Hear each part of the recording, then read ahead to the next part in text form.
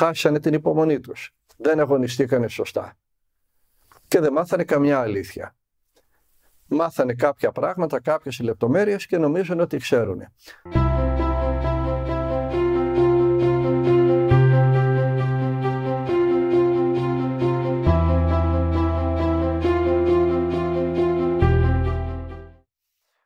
Όχι, δεν είναι πιο εύκολο. Και ο μοναχός παρασύρεται και για τον μοναχό έχει ο διάβολος γράμματα για τη γούνα του, δεν αφήνει κανέναν.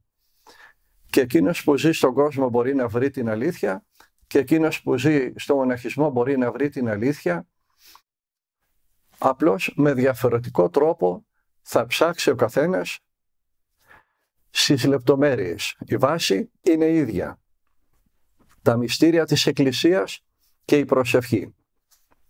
Και στους κοσμικούς και στους μοναχούς. Από εκεί και πέρα εξαρτάται από την ειλικρίνεια που έχει ο καθένας και από την αγωνιστικότητά του και από την διάθεση να κάνει υπακοή στις εντολές της Εκκλησίας του Χριστού. Έχω δει πολλούς που ήρθανε με πίστη, με ευλάβεια και τα παρατήσανε και φύγανε. Γιατί χάσανε την υπομονή τους. Δεν αγωνιστήκανε σωστά. Και δεν μάθανε καμιά αλήθεια. Μάθανε κάποια πράγματα, κάποιες λεπτομέρειες και νομίζουν ότι ξέρουν. Το ίδιο θα συμβεί και με κάποιον έξω στον κόσμο. Όταν τσαλαβουτάει στη ζωή της Εκκλησίας, σήμερα ζει κάτι, αύριο δεν ζει, σήμερα πηγαίνει στη γιορτή του Αγίου, μεθαύριο δεν πηγαίνει, ακούει την καμπάνα και αλλάζει πλευρό και βρίζει τους πολιτικούς, αυτός θα έχει ψήγματα αληθείας. Θα έχει απομιμήσεις αληθείας, γι' αυτό ακριβώς και ένας τέτοιος χριστιανός είναι πασατέμπος στα χέρια των αιρετικών. Τον κάνουν ό,τι θέλουν.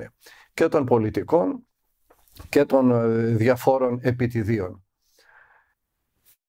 Ο τρόπος διαφέρει. Η αγωνιστικότητα είναι που πρέπει να παραμένει και να μην σταματάει. Η διάθεση για αγώνα. Γιατί και για την αγωνιστικότητα δεν έχουμε όλοι τις ίδιες δυνάμεις. Δεν είμαστε όλοι το ίδιο. Γι' αυτό δεν υπάρχει και μια απάντηση για όλους. Αυτά που έκανε ο Εφραίμ της Αριζόνας όταν ήταν στις σπηλιές του Άθωνα και στα βράχια και στους γκρεμούς, τα ακούμε και τρομάζουμε. Έμενα κοντά στην τελευταία τους χαράδρα που μείνανε, στον τελευταίο τους γκρεμό. Και λέω στα καλοκαίρια, πάμε να δούμε πού ζούσε ο γεροντάς μου. Είμαστε τόσα χρόνια εδώ και δεν πήγαμε.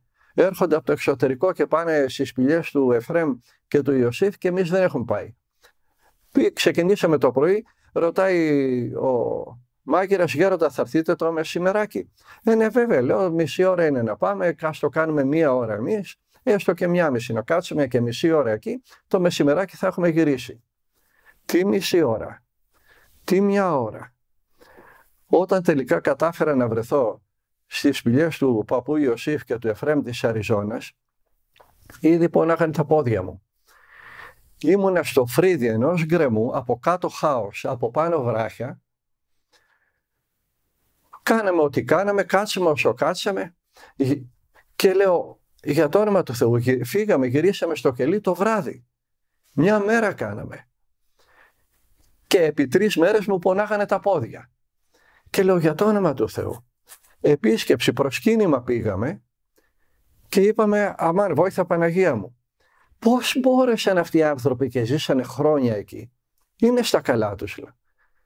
Πώς άντεξαν, πώς μπόρεσαν? Και δεν ήταν οι σωματώδεις άνθρωποι.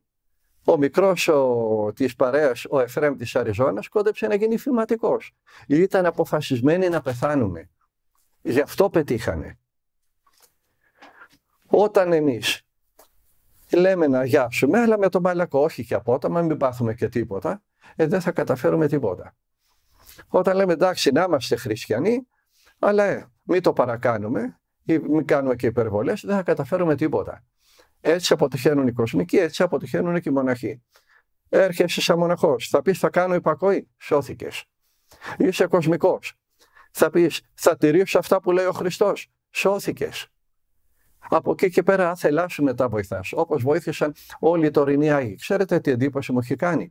Από τους τελευταίους Αγίους της Εκκλησίας μας, ο Παπαγιώργης ο Καρσιλίδης, ο Ιάκωβος ο Τσαλίκης, ο Εφραίμ της Αριζόνας, ο Άγιος Παΐσιος, ο Άγιος Πορφύριος, όλοι αγράμματοι, όλοι του δημοτικού.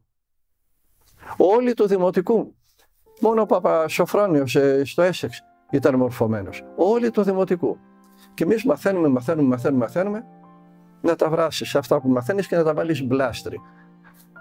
Δεν θα σε σώσουν οι γνώσεις σου, θα σε σώσει η ζωή σου. Λοιπόν, πάρτε απόφαση να ζήσετε. Αρχίστε να γελάτε, αρχίστε να ψέλνετε, αρχίστε να τραγουδάτε, αρχίστε να χορεύετε. Να πάμε στον παράδεισο γελώντας και τραγουδώντας. Μια ζωή γκρίνια και μουρμούρα είμαστε. Μας φταίει ο ένας, μας φταίει ο άλλος, μας φταίει ο παράλληλος, το μυαλό μας το κλούβιο δεν μας φταίει ποτέ.